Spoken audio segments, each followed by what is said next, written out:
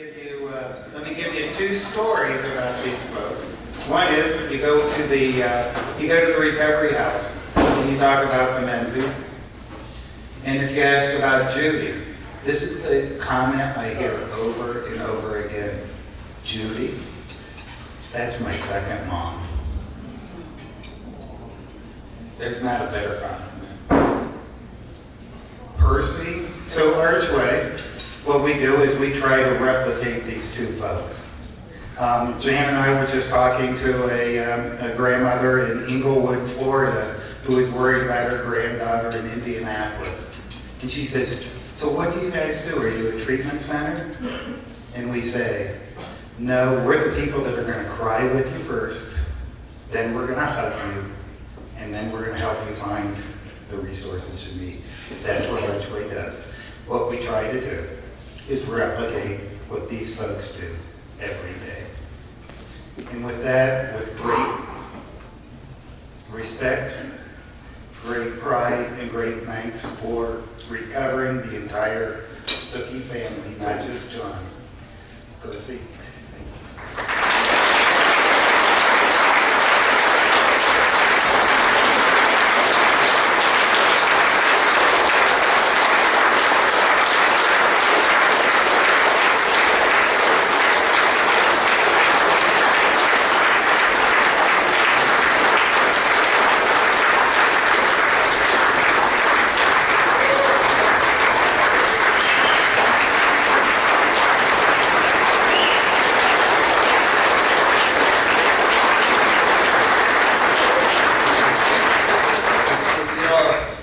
This award comes with a free, all-expense-paid trip to Paris.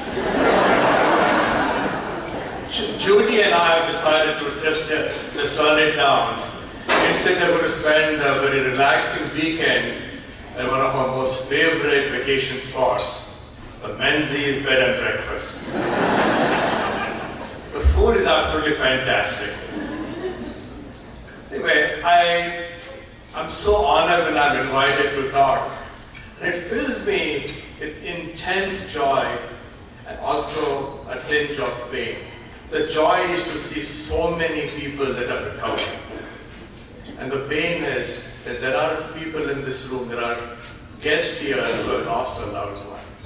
And yet they've transferred that intense pain into this burning desire to help others. So my heart goes out with them.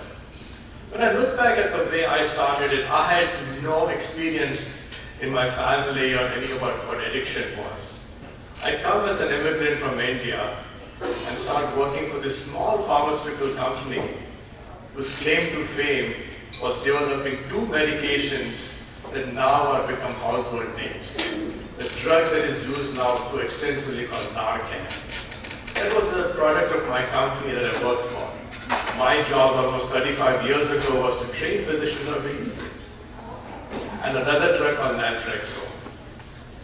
And I was just so shocked and upset that the medical community was not willing to use medication as part of treatment. And it was a long story. I cannot explain what, but this was this burning desire, so almost like a calling, that I need to do something about it. So after working for almost 18 years for DuPont, I said, this is my calling. And the only one who was willing to listen to me was Judy. So she was, to give up a very well-paid job and go into a field with complete unknowns. Our children are getting into high school years, what do we do? And when I opened the clinic 20 years ago, I was told, you would have got more than 6 months to survive, because within 6 months you'll be out of this town. And it gives me so much pleasure that what we did has really grown to the point that this is now considered the standard of care. And in this, I think I cannot thank Judy enough, because we went through some of the most difficult times in our life. We literally had no funds. I was using my own savings to run the program. But she had faith. And what is so encouraging about me, what is so touching about what Judy did, was she helped these people who were down. It was her smile. It was the hug. It was the touch. It was just telling them, reassuring them that things will get better. And that is more beneficial, more therapeutic than a handful of prescriptions. So when the history of ARCA is written, I think Judy's name will be emblazoned in gold. Because without her, this would not have happened.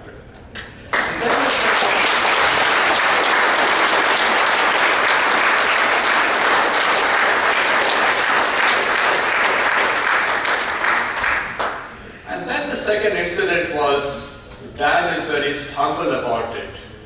But if you look at almost all the foundations that are started, Shatterproof and so many, every one of the foundations have started by people who lost a loved one.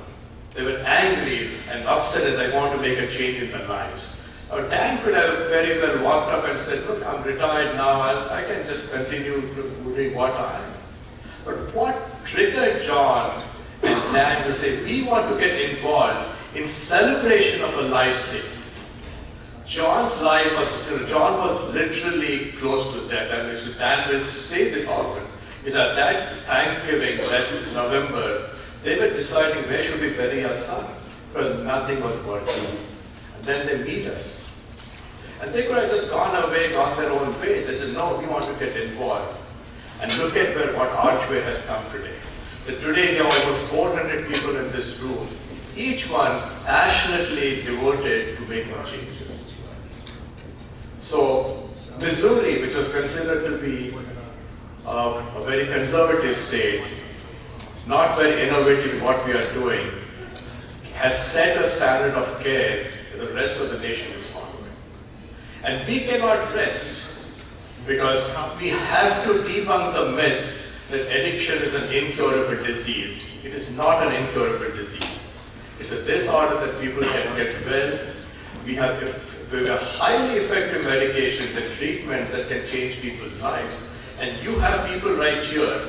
If I may ask in this room, if you feel comfortable, how many of you are in recovery? Please stand.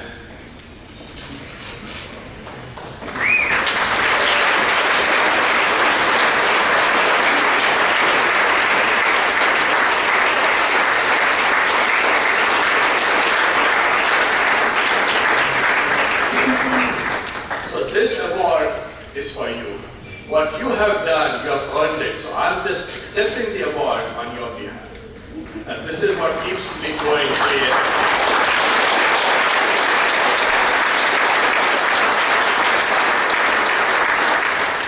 So here we have a team, Judy and Percy, along with their son Sunil, who is now got very much involved with it. And on the other side with ARCHway, there is Dan and Jan.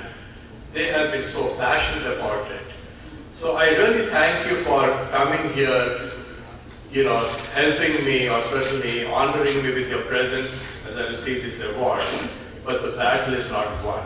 It is unacceptable to have 50,000 people a year die from opiate addiction and 88,000 people die from alcoholism. That is unacceptable. We have to show anger that what the AIDS community did, we have to have the same anger. The people with AIDS and HIV said, we will not sit down and just lie down and just die. We want treatment now, and we have to have it. And look at the phenomenal progress we have made. Today, if you are HIV positive, there is no more a death sentence.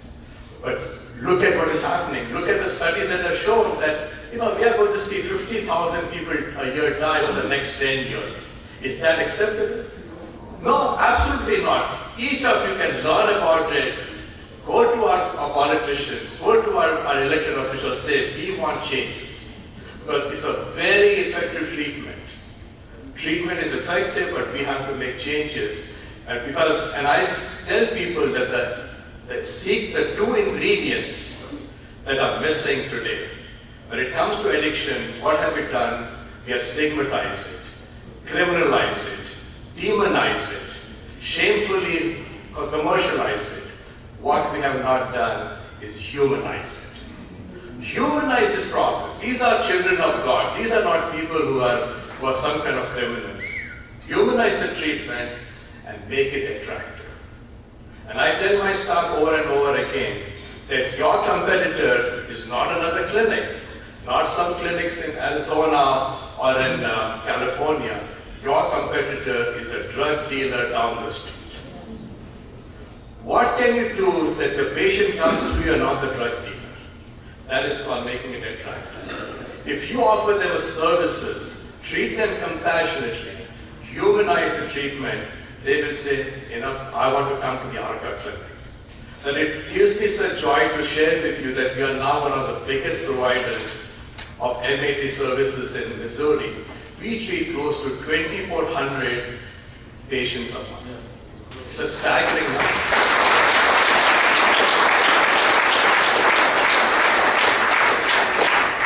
And we can do even more.